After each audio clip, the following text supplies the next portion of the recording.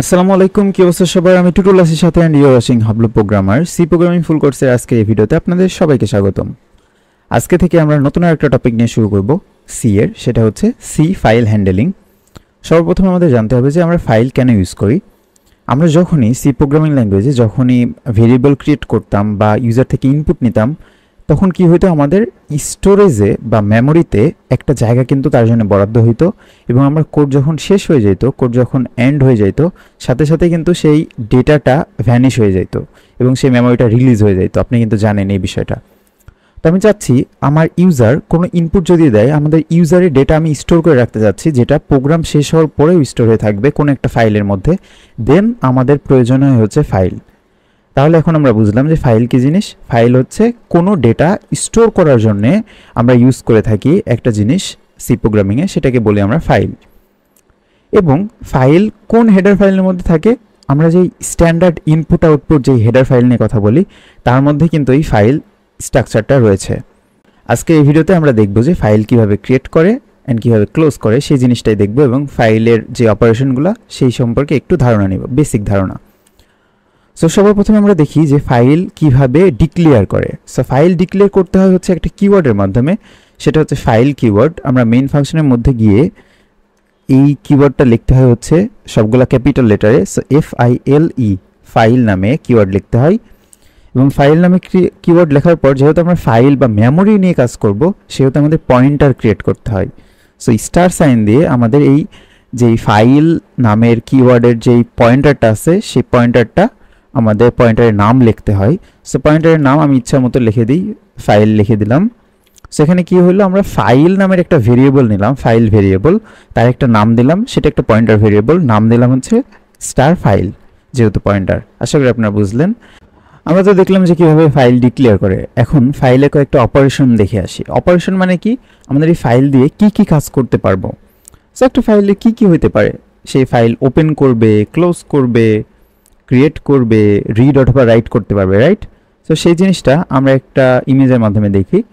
So আমাদের হাতে বাম সাইডে কিছু ফাংশন দেখতে পাচ্ছি এবং ডান সাইডে ডেসক্রিপশন দেখতে পাচ্ছি।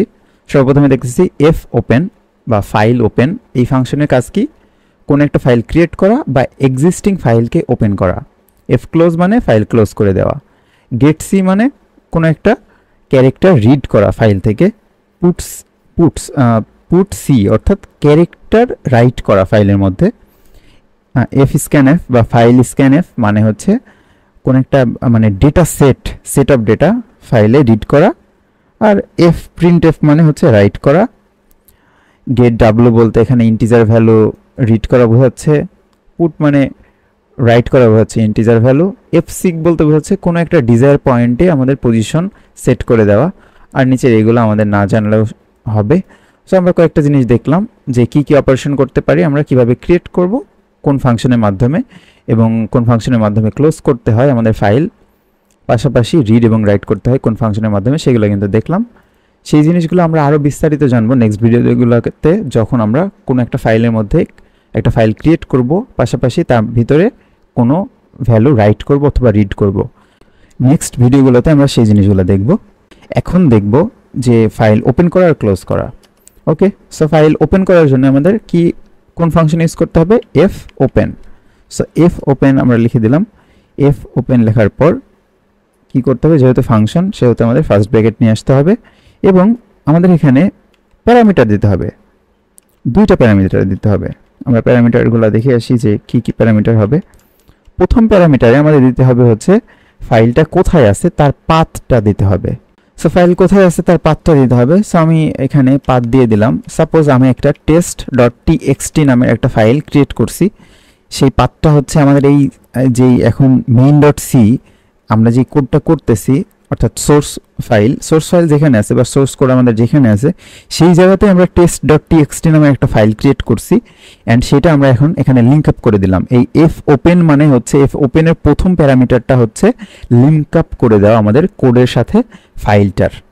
অ্যান্ড পরের যে প্যারামিটারটা, সেই প্যারামিটারে আমাদের অপারেশন বলে দিতে হবে। আমি যদি আর লিখি, আর মানে রিড করব, ডাব্লু মানে রাইট করব, আর এ দিয়ে আমরা বোঝা হচ্ছে অ্যাপেন্ড মানে সেই ডেটা নিয়ে আমরা কাজ করব।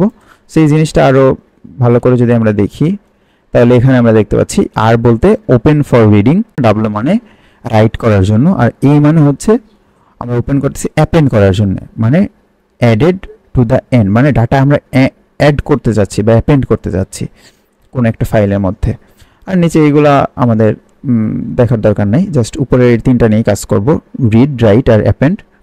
আমরা যে এই ফাইলটাকে ওপেন করলাম, এই ফাইলটা যে ওপেন করলাম, এই ফাইলটা কোন ফাইলটা ওপেন হলো সেটা কিন্তু আমাদের বলে দিতে হবে। সো আমাদের ফাইলটা কোন ফাইলটা ওপেন হবে, আমাদের এই যে ফাইল নামের যেই পয়েন্টার ভেরিয়েবল আমরা ক্রিয়েট করছিলাম সেই ফাইলটা আমরা ওপেন করতে যাচ্ছি। ফাইলের মধ্যে আমরা এফ ওপেন বা ফাইল ওপেন ফাংশনটা কিন্তু দিয়ে দিলাম। এখন আমাদের একটু চেক করতে হবে যে আমাদের এই ফাইলটা ক্রিয়েট হয়েছে নাকি বা ওপেন হয়েছে নাকি। এই জন্য আমরা স্টেটমেন্ট চালাবো। ইফ স্টেটমেন্টের ভিতরে বলবো যে আমাদের যে ফাইলটা আছে এই ফাইলটা ডাবল ইকুয়াল দিয়ে বলবো যে এই ফাইলটা কি নাল হয়েছে নাকি বা নাল আছে নাকি। নাল বলতে কি বোঝাচ্ছে, নাল বলতে বোঝাচ্ছে এই ফাইলটা কি ওপেন হয়েছে নাকি বা ক্রিয়েট হয়েছে নাকি। যদি ক্রিয়েট হয় তাহলে ইফ কন্ডিশনের ভিতর ঢোকার দরকার নাই, এলসের মধ্যে ঢুকবে। আর যদি এই ফাইলটা নাল হয়, মানে এই ফাইলটা যদি ক্রিয়েট না হয়, ফাইলটা যদি ওপেন না হয়, সেক্ষেত্রে আমাদের ইফ কন্ডিশনের ভিতরে ঢুকবে। আর ইফ কন্ডিশনের ভিতরে ঢুকে সে কি করবে, সে বলবে এখানে প্রিন্টএফ ফাংশন দিয়ে, সেখানে প্রিন্টএফ ফাংশনের ভিতর বলে দেবে যে আমাদের ফাইলটা ক্রিয়েট হয় নাই বা ওপেন হয় নাই। সো আমাদের ফাইলটা যদি ওপেন না হয় বা ক্রিয়েট না হয়, অর্থাৎ ফাইলের ভ্যালু যদি নাল থাকে, সেক্ষেত্রে আমরা প্রিন্ট করে দিচ্ছি ফাইল ডাজ নট ওপেন। যদি এই ঘটনা না ঘটে, মানে যদি এলস ব্লকে যাই, এলস ব্লকে গিয়ে আমরা বলবো যে কি আমাদের ফাইলটা কিন্তু ওপেন হয়েছে। সো আমাদের উপরের প্রিন্টএফ ফাংশনটাই নিচে নিয়ে আসি, নিচে পেস্ট করে দিই, পেস্ট করে দিয়ে জাস্ট বলে দিলাম যে ফাইল ওপেন সাকসেসফুলি, এমন কিছু লিখে দিই। ওকে, ফাইলের ভ্যালু যদি নাল না হয় তার মানে কি ফাইলটা ওপেন হয়েছে। আর ফাইল যেহেতু আমি ওপেন করছি বা ক্রিয়েট করছি, আমার কি করতে হবে, ফাইলটাকে কিন্তু ক্লোজ করতে হবে। সো ফাইল ক্লোজ করার জন্য আমাদের ফাংশনটা কি, F close. So F close লিখে দিলাম। এফ ক্লোজের ভিতরে আমরা কি বলে দেবো, আমাদের যে ফাইলটা আছে তার নাম দিয়ে দেবো, আমাদের এই ফাইলটা তুমি ক্লোজ করে দাও।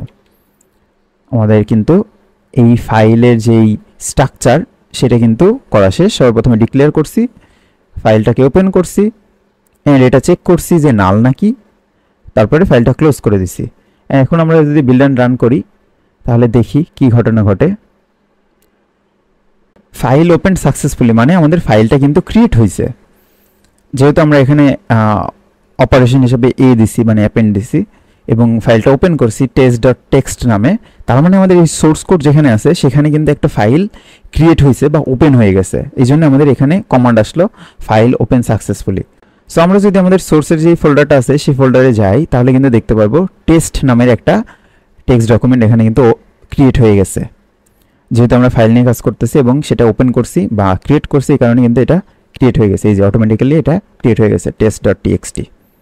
আশা করি আপনারা বুঝতে পারলেন যে ফাইল কিভাবে কাজ করে, ফাইল কিভাবে ডিক্লেয়ার করতে হয়, ওপেন করতে হয়, ক্লোজ করতে হয়। নেক্সট ভিডিও থেকে আমরা ফাইলের মধ্যে ডেটা আমরা রিড করব এবং রাইট করব। সো দেখা হবে নেক্সট ভিডিওতে। Have fun, take a risk.